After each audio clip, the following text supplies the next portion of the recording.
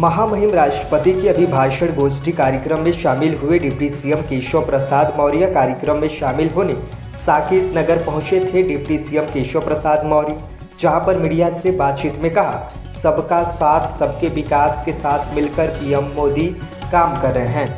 2024 के लोकसभा चुनाव में यूपी की 80 में से 80 सीट भाजपा गठबंधन के साथ जीतने का डिप्टी सीएम ने रखा लक्ष्य। 2024 में पीएम नरेंद्र मोदी के नेतृत्व में 400 सीट वाली सरकार बनने की बात कही। अखिलेश यादव ना पिछड़ों के नेता थे, ना हैं और ना कभी हो सकते हैं। एक परिवार पिछड़ा वर्ग का नेता नहीं हो सकता है। 2024 के आम चुनाव में सभी वर्ग भाजपा के साथ हैं। सपा यादव वोट बैंक को समझती है। यादव जितना जातिवादी होता है उतना ही होता है राष्ट्रवादी। देश में मोदी विरोधी नेताओं और राजनीतिक दलों के अस्तित्व खुद संकट में है। सपा मुखिया अखिलेश यादव ने यूपी में 50 सीट जीतने के दावे पर केशव प्रसाद मौर्य ने कसा तंज बोले कि 50 में से 5 हटा लो, इनकी सीट जीतने वाली है इस बार समाजवादी पार्टी की। यूपी की राज्य मंत्री प्रतिभा शुक्ला के पति अनिल शुक्ला वारसी के गाली गलौज ऑडियो पर बोले नहीं, इस मामले की है जानकारी। एसपी एमएलए इरफान सोलंकी के द्वारा दिए गए बयान की सरकार उनसे इस्तीफा लेना चाहती है। इस पर केशव प्रसाद मौर्य ने कहा कि वो जाने अगर उन्हें इस्तीफा देना है।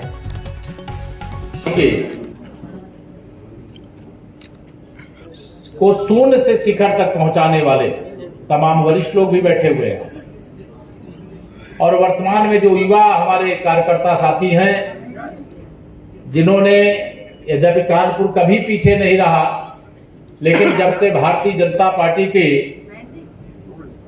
देश और प्रदेश में डबल इंजन सरकार बनाने का दायित्व आया, आगे बढ़कर के अपनी सबसे महत्वपूर्ण भूमिका अदा करने वाले मेरे युवा साथी, मेरी बहनें, कुछ मेरे पत्रकार मित्र अभी भी यहां पर हैं, सारे पत्रकार मित्र,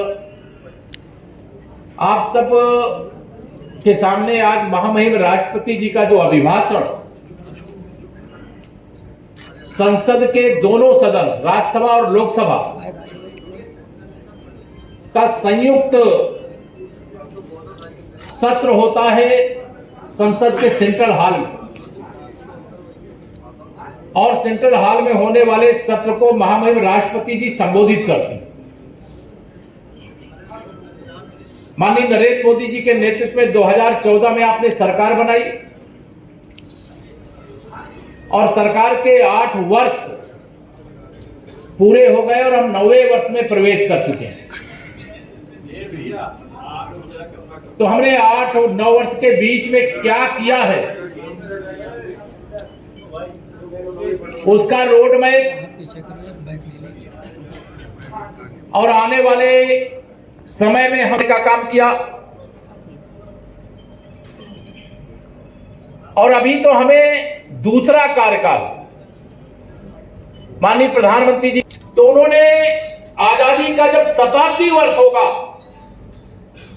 उसका एक लक्ष्य भारत है, लेकिन शताब्दी वर्ष में हम विकसित भारत के रूप में दुनिया की आज हम 5वीं अर्थव्यवस्था है, लेकिन जब आजादी का सदा, लेकिन अब भारत केवल आयात करने वाला नहीं, निर्यात करने वाला भी बना है। यह माननीय मोदी जी के नेतृत्व में 8 साल का भारत, माननीय मोदी जी ने पूरी दुनिया तरह रही थी, तब उन्होंने आत्मनिर्भर भारत बनाने का संकल्प देश के सामने रखा।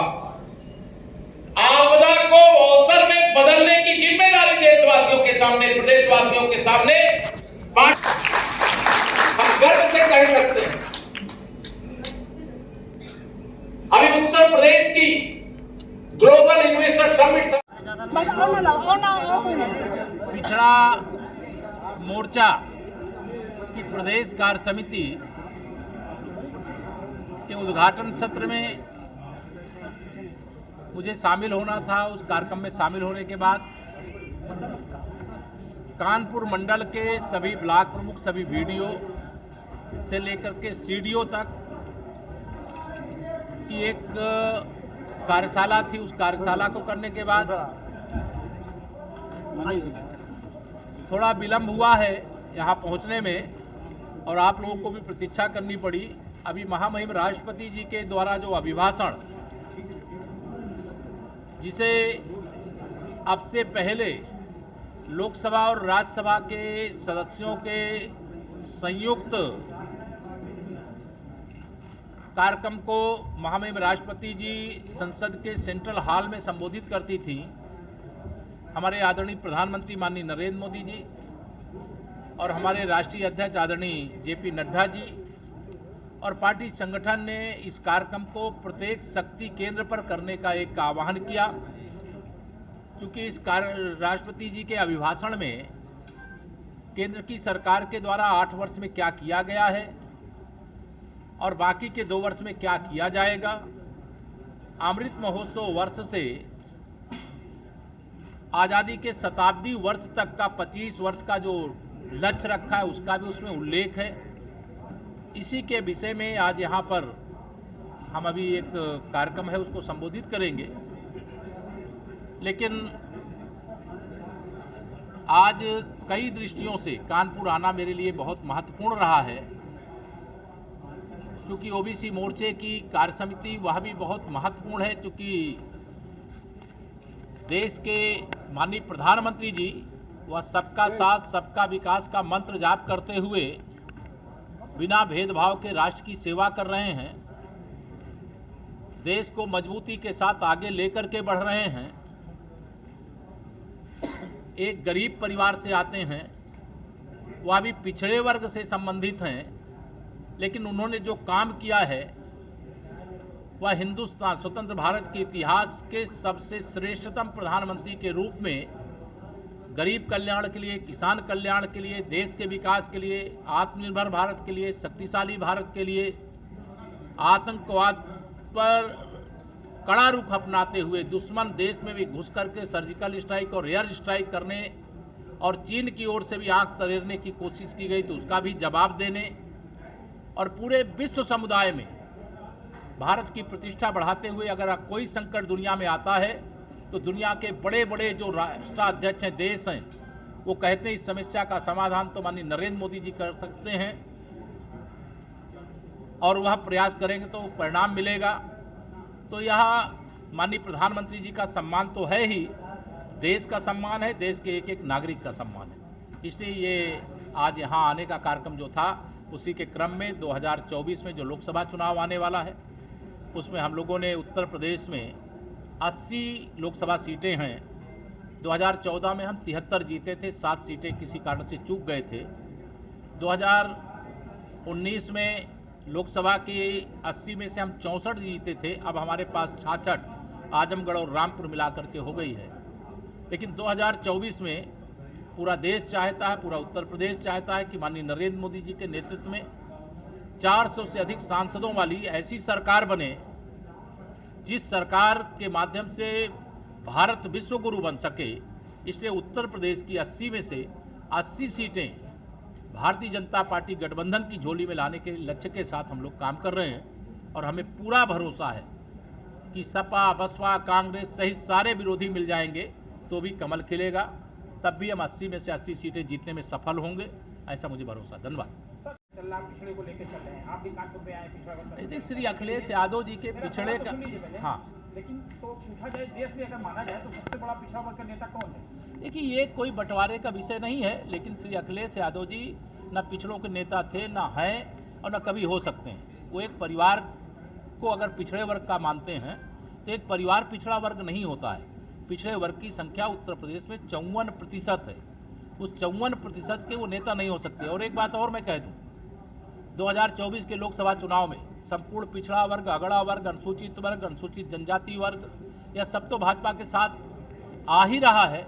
लेकिन जिस वोट बैंक को समाजवादी पार्टी समझती है कि यादव उनका वोट बैंक है, तो मैं ये दावे से कहता हूं कि यादव जितना जातिवादी है उतना ही राष्ट्रवादी है। और वो जानते हैं इसलिए अखिलेश यादव जी कभी प्रधानमंत्री नहीं बन सकते। और नरेंद्र मोदी जी देश के फिर से प्रधानमंत्री बनेंगे और ताकतवर प्रधानमंत्री बने तो भारतीय जनता पार्टी की सरकार में माननीय नरेंद्र मोदी जी सबसे मजबूत प्रधानमंत्री बने। इसलिए इस बार उनका भी वोट भारी संख्या में हमको प्राप्त हो। अभी आपने कहा नहीं संबोधन कि प्रधानमंत्री जी पिछड़े हैं, मैं पिछड़े वर्ग का उल्लेख किया। ये जो तमाम राजनीतिक विरोधी हैं, आप समझ लो, पहले श्री राहुल गांधी जी की अगुवाई में, कांग्रेस की अगुवाई में लगातार माननीय मोदी जी के मतलब दशांश भी परिश्रम नहीं करने वाले जो नेता हैं, जो भ्रष्टाचार में जिनका जन्म हुआ है और आज भी भ्रष्टाचार कर रहे हैं, भ्रष्टाचार मुक्त भारत बनाने के लिए जब कोई कदम उठाया जाता है तो मोदी जी पर आरोप लगाते हैं। जिन्होंने आपातकाल लगाया वो लोकतंत्र खतरे में है, ये बात बोलते हैं। जो इस देश के अंदर भाजपा विरोधी, मोदी विरोधी राजनीतिक नेता अथवा दल हैं, आज उनका अस्तित्व संकट में है, क्योंकि जनता समझ गई है कि वो कभी ईमानदारी से न देश की सेवा करते हैं, न गरीब की सेवा करते हैं, न किसान की सेवा करते हैं, न मजदूर की सेवा करते हैं। योजना बना करके केवल लूटते हैं। वही लूट का जो काम किए हैं, अब जांच होती है, पकड़े जाते हैं, तो उनका कहना है कि मोदी जी ईडी को और सीबीआई को हमारे पीछे लगा देते हैं। अगर भ्रष्टाचार नहीं करोगे काहे कोई आपके खिलाफ जांच करेगा। समाजवादी पार्टी का राष्ट्रीय अधिवेशन कलकत्ता में चल रहा है, जहां अखिलेश यादव ने 50 सीटें यूपी में जीतने का दावा किया। उसमें से 5 बाहर हटा दो, जो उसके बाद बचता है 0, वो उनको मिलेगा। अच्छा, बिजली कर्मचारियों की हड़ताल चल रही, कई कर्मचारी बर्खास्त किए जा रहे हैं, तो आप बर्खास्त करते जा रहे हैं, व्यवस्था कैसे सुचारू होगी? देखिए, हम बिजली कर्मचारियों से अपेक्षा करते थे अपनी जो बात है वह निश्चित तौर से सरकार को बताएं, लेकिन पब्लिक को प्रॉब्लम हो अगर इस प्रकार का काम करते हैं तो गलत है। अभी भी मैं कह रहा हूं कि वो हड़ताल वापस ले, जो बात कहना सरकार से, सरकार से बात कहें, और पब्लिक के लिए जो समस्या पैदा करेगा तो उसके खिलाफ तो कार्रवाई हो। सर, कानपुर में औद्योगिक क्षेत्र में कभी फैक्ट्रियां प्रभावित नहीं, अभी मैंने पता किया है, यहाँ बहुत ज़्यादा प्रभाव नहीं, कुछ फीडर में उन्होंने डिस्टर्बेंस किया था, उसको भी ठीक करने की व्यवस्था की जा रही है।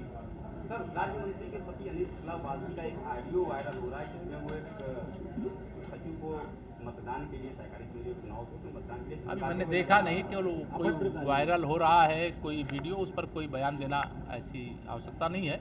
फिर कोई चीज़ होगी तो देखेंगे, ऐसा जानकारी मेरे नहीं। सर क्या जांच कराएंगे? नहीं, अभी जांच कराने का कहाँ प्रश्न है, जब पता तो चलेगा तब कोई बात आती है। धन्यवाद। इस्तीफा देने के लिए कहा, उस पर क्या कहेंगे? विधायक जी ने अपना इस्तीफा देने के लिए, ये उनका विषय है, जो विधायक है वो इस्तीफा देना चाहता है कि विधायक रहना चाहता है, वो जाने व्यक्ति। वो मुझे इस्तीफा देना नहीं, उनको विधानसभा अध्यक्ष जी को इस्तीफा देना है। सर, उनके गुहार भी लगाई कि कानपुर उनको शिफ्ट कर दिया जाए। अब देखिए, वो जो विषय है कानूनी विषय है।